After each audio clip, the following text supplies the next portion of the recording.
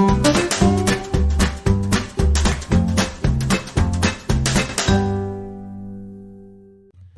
talked a little bit about these intervention charts when we were looking at the investigations.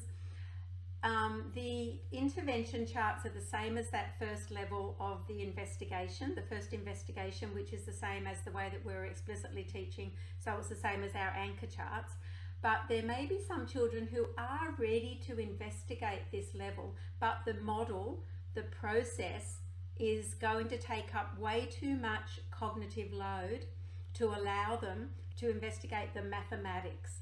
So you may want to give a child an intervention sheet to allow the cognitive load of the investigation process to be low enough that they can actually access the cognitive load of the mathematics that they're going to be learning.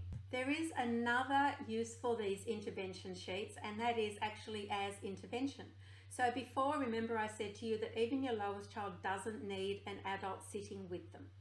Now that's because they are also learning at their leading edge. Now just because, say for example, they're in year 4 or 5 and their leading edge is 2-digit numbers, which in the syllabus is year 1, it's still their leading edge. They are still able to investigate at their leading edge independently. So by providing for them their own intervention sheet, they can have that on their table in front of them. So again, their cognitive load of what am I supposed to do, so they've got pictures. Flip the cards, draw your place value chart, describe it, whatever it is. If this is too hard, there are lower intervention sheets at lower levels. So go down the levels of the concept and pick an intervention sheet for that level. In this way, every child is learning independently at their leading edge.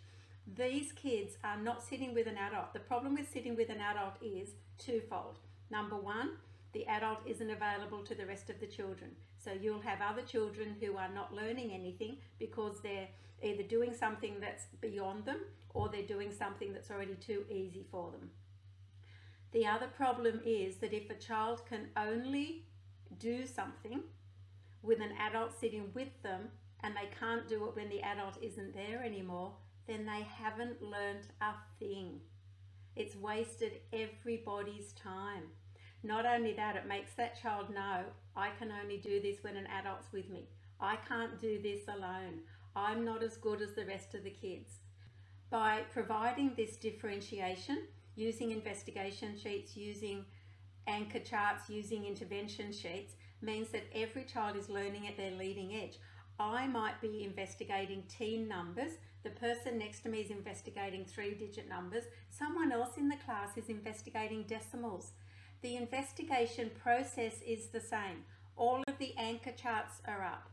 Any of us that need it can have an intervention sheet, which means that we are all investigating the same concept at our leading edge. I can still turn to the person next to me and explain what I'm investigating and what I'm finding with teen numbers. The investigation sheets and the intervention sheets also contain all of the explicit mathematical meta language that I'm going to be using to explain. My partner can then explain how they're investigating 3-digit place value. It's the same meta language. We are learning together. I don't even notice that they're doing higher numbers. All I notice is that I am also able to explain. I am treated like everyone else in the class. It is inclusive differentiation, but it also allows your highest children to investigate at the highest levels. If they're past all the highest levels, we can include some enrichment activities that still mean that they're going to be using the explicit meta language to explain to their partner what they're finding.